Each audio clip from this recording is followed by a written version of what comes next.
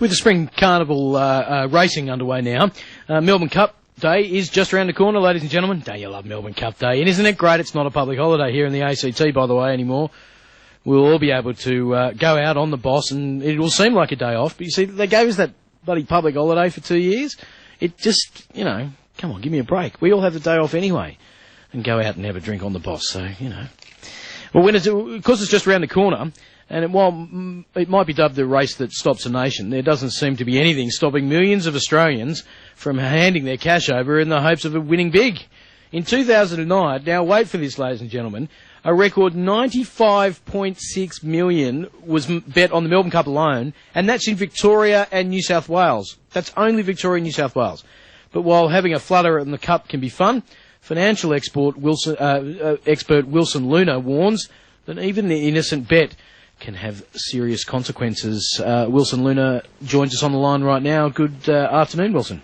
Good afternoon, Jory, and thanks for having us on the show, mate. No worries. You're talking about how much we're betting on the Melbourne Cup, and indeed how much we're betting in general, because from what I understand, these figures are absolutely huge, aren't they, Wilson? Yeah, look, it's interesting. You know, it's becoming. I mean, on an overall basis, it's getting to epidemic level, but even on the Melbourne Cup, 95 million on one day.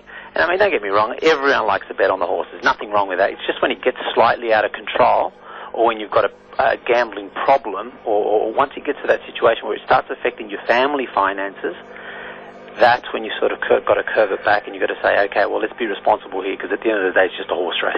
Are you saying that it's about this time of year when people can sort of get the taste for it? You know what I mean? So, I wouldn't mind and once they get a bit of a taste for it, they want to go on from there. Is that what we're saying? Yeah, look, unfortunately, particularly problem gambling people, I'll give you an idea. There's about, on average, gambling people spend about $1,500 a year each on average in Australia.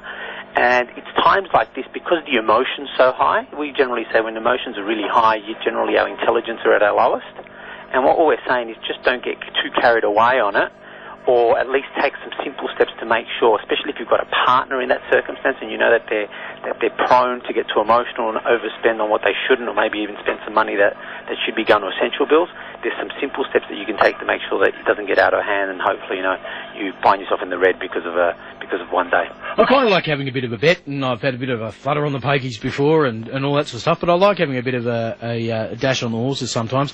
How do you know if you're a problem gambler? Because I don't think that many people sitting around who you know, they might be gambling, they might just think it's, you know, part of their normal lives, etc. How do they recognise what are they looking at here? Yeah, look, I always say one of the areas that's sometimes a bit of a hint is when the other partner doesn't know how much you're actually gambling. Right, okay.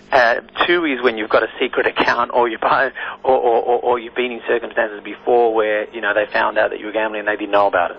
Now, I'm not saying you have to disclose everything, but it's a matter of, if it is a problem, generally the problem gambler will hide, I suppose, this particular activity from their partner. Right. That's generally a really good sign. And unfortunately, the person that's left on the other side sort of is faced with, if things don't go right, which most of the time they don't, that's why it's called gambling, they're faced with probably, you know, having a shortfall to pay for more essential items that they should be using for that. In 2008, 2009, Australia spent over $19 billion on gambling. Is that across that's across everything, is it? Yeah, it is. Now, the largest part of that would have to be poker machines, wouldn't it? You'd think so, yeah. Yeah, we don't mind a flutter on the pokies. And again, you know, they're putting in regulation at the moment to sort of say, you know, let's enjoy it because it is one of our pastimes, but let's just make sure it doesn't start affecting the family first. As long as it, you know, like they say, you know, everything's okay in moderation. It's just a matter of when it gets overboard and the people left behind, you're the one that suffers because of your bad, I suppose, you know, your addiction to it. Let's say that. Look, you've got a whole bunch of tips there for us in terms of recognising probably gambling, etc. You've got a book about this out at the moment, is that correct? You're looking at it? Look, we've got 4 books. One of them is Real Money Advice for Families, and what it covers is basically how to be responsible, etc. It doesn't in specifics cover gambling, but what it does, it goes over different areas of, I suppose, being able to control your finances, and especially as a couple or as a family, how to make it all work your way. So we do cover that. Wilson, that's what it's about, isn't it? Personal responsibility when it comes to these matters, isn't it? Yeah, it's a simple things done consistently, you know. And if you plan... You're halfway there, mate. You're halfway there, absolutely. Yeah. Wilson, thanks for joining us on the program today to talk about this important issue. We'll speak to you again soon. Thanks very much, Gorian. Yeah, look, there is a big issue with gambling out there in the community. We were talking the other week when I was on Mark Parton's show about people wanting to fingerprint us to go gambling and restrict our gambling. You can't bet more than $1 or this and that and the other. I don't agree with any of that, but I do agree that Australia gambles more than anybody else in the rest of the world. We love a punt. The captain of the Australian cricket team is called Punter. You know, so look, it's about being knowing your own personal circumstances, isn't it, and looking at that. But you can always call Lifeline if you do have a bit of a problem. Speaking of punting and punter.